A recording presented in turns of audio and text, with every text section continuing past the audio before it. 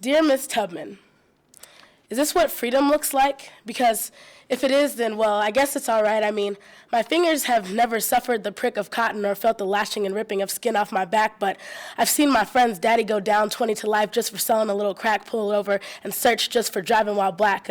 Taken from our rich homeland, from Middle Passage to the auction block, to the soil made to till, the sacks made to fill, the blood made to spill, and no liberty left to feel in this land of opportunity promised to them, not to me. When you were running, Green did you Mill, think... which is a bar in Uptown in Chicago, claims to have initiated the slam poetry movement. I decided to go to the Uptown Poetry Slam and see what that was like.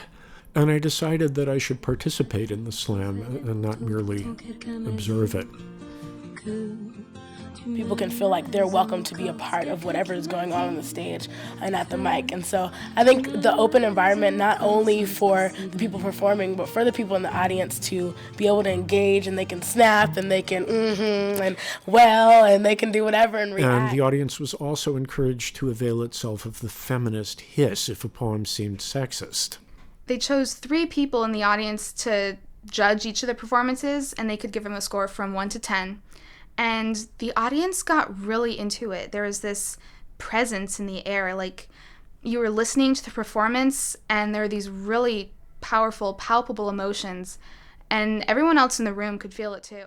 You get to hear a piece of people's soul for a second. I think something, especially on a college campus, it gives people the opportunity to learn about people, especially people they see around a lot and they might not have had a really good conversation with them. They can learn about them just through them performing. It's something you can write, but when it's spoken, it adds more power to it. And so I think it's a way for people to actively find their voice in the things that they're thinking and processing in different parts of their life. I think it has a right to exist. I think it has a certain kind of appeal.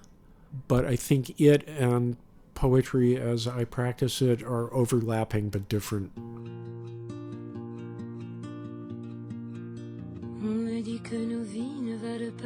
We were on spring break, and my friend told us we had to go back to New York early so we could see this slam poetry performance at the New Eurekan. My friends and I just kind of laughed. We had this image of poetry performances as being, a bunch of people wearing berets and snapping their... Realities, believing in realities, fallacies of existence. I just don't know how to fix this. What's worse is most people feel like this nation has won, but as we race toward the finish line, I feel we're the only ones who actually have to run an easy walk established for others. I was amazed by the intensity of their words and the emotions they could elicit from the audience, and I felt like everyone in the audience, regardless of their background, was united by the spoken word.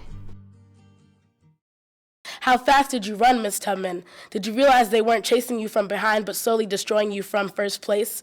I don't know how long we'll be running this unfair race, Miss Tubman. Is this what freedom looks like? Sadly, it just might.